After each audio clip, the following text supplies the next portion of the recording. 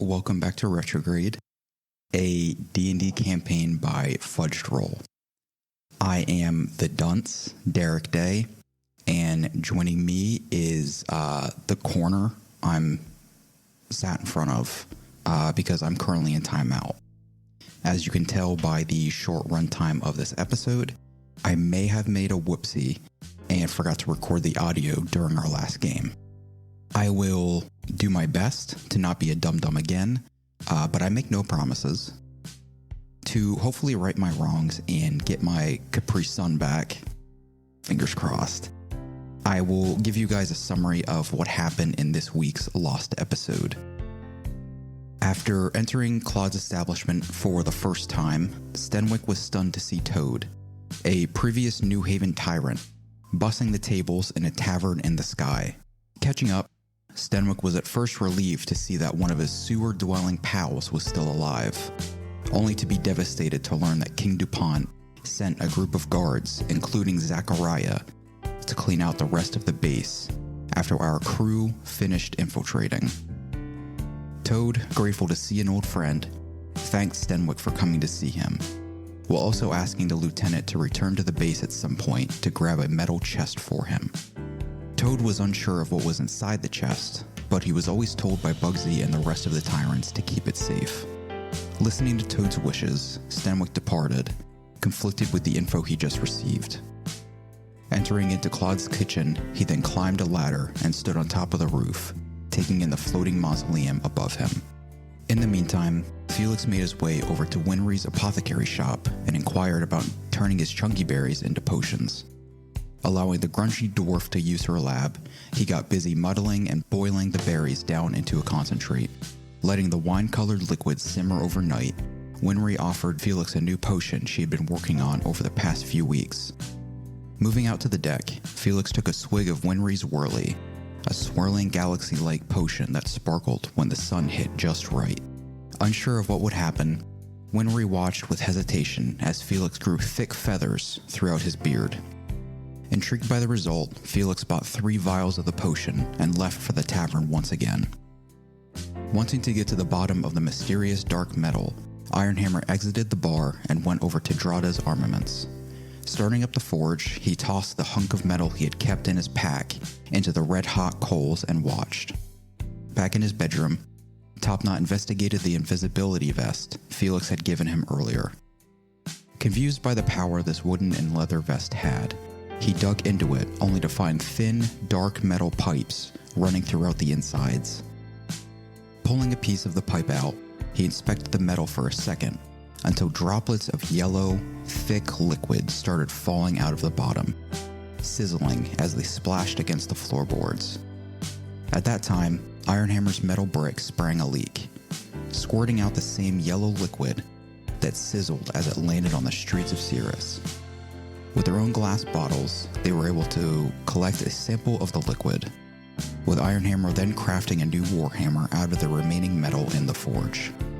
Climbing back down the ladder, Stenwick had one goal on his mind: find out what's up with the floating building. Talking a heavily buzzed Penelope into coming with him, they set off for Winry's to stock up. However, on their way to the glass building, the mission took a back seat after the two started talking about their personal lives. Whether it be the drink or the high altitude, Penelope offered some sobering advice to Stenwick. Don't take Arnie for granted. Time with a loved one is never guaranteed. Realizing the advice was coming from an honest place, Stenwick stopped and listened. Taking in the alchemist's words, Stenwick was able to infer that Penelope had once had a wife that he still longs for. Understanding that the mission could be put on hold for now, the pair turned around and went back to Claude's, where pails of piss were waiting. Coming home to a drunk lieutenant, Felix put Stenwick to bed and ordered himself some dinner.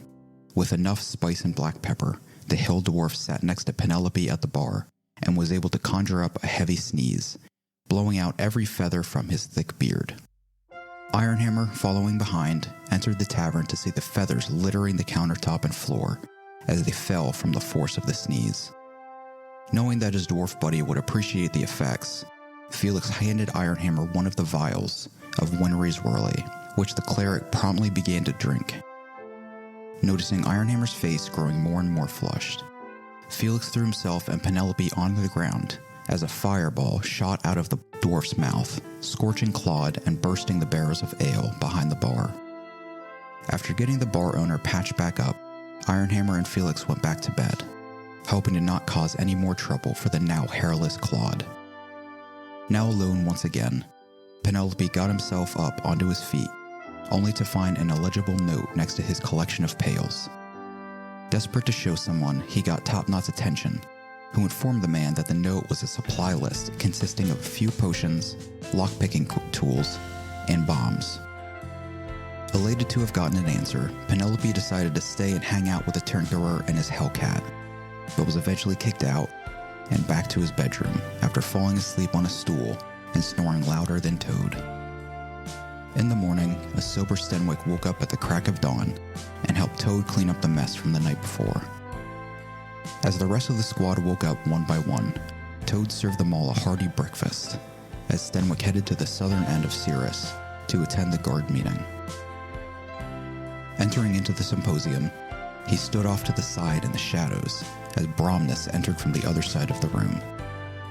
Noticing the mountain dwarf's beads of sweat and flushed appearance, Stenwick listened as Bromnus announced that Cirrus will be fortifying its defenses. No one will be allowed in or out of the floating city. As the short meeting came to a close, Stenwick rushed up to the portal hub, only to be met with half a dozen other guards, already keeping watch of the only ways out. He will be starting next game in a rush back to Claude's establishment to inform the rest of the group of their predicament.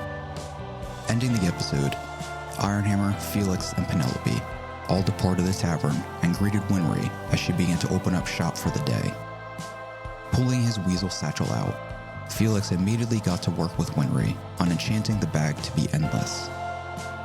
With the use of both of their powers, they were able to create a temporary pocket dimension inside the small sack, allowing Felix to store an almost unlimited amount of items inside.